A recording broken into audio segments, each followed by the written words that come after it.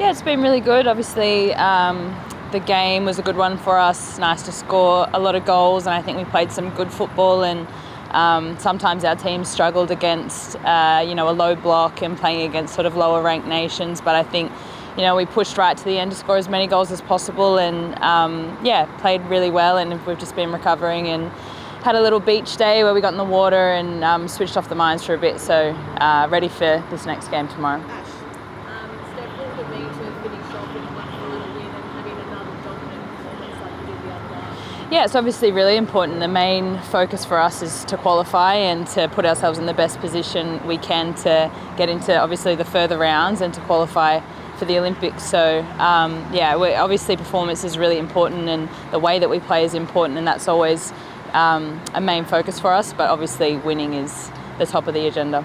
Your teammate Sam Kerr, second in the Ballon d'Or overnight. Always surprised, maybe never the prize, but they get her the win.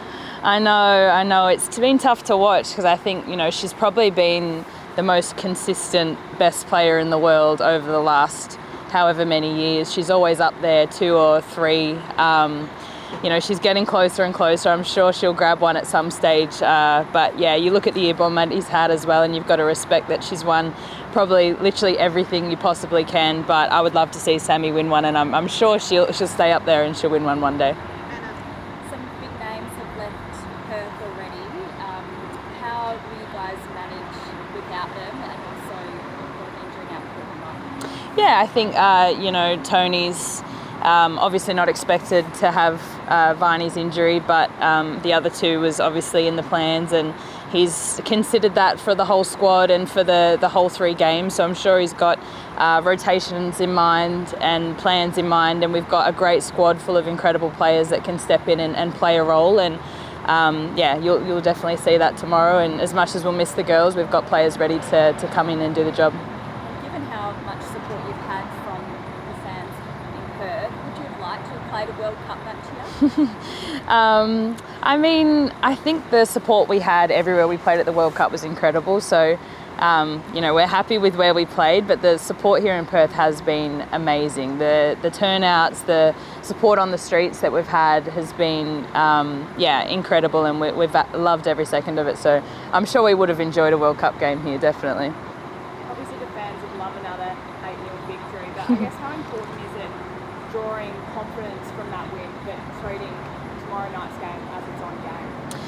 Yeah, I think that comes with the nature of just approaching a new game, a new team. They have different threats, they play different style, different formations. So, we've reset and we've refocused on this game just like we would any other game. And, we've looked at how they play and how we can change what we do to adjust to that, just as you would any other team. So, the result is really important for us tomorrow, and we're very focused on just getting that done. And then hopefully we can score some nice goals and put on a performance like we did the other day.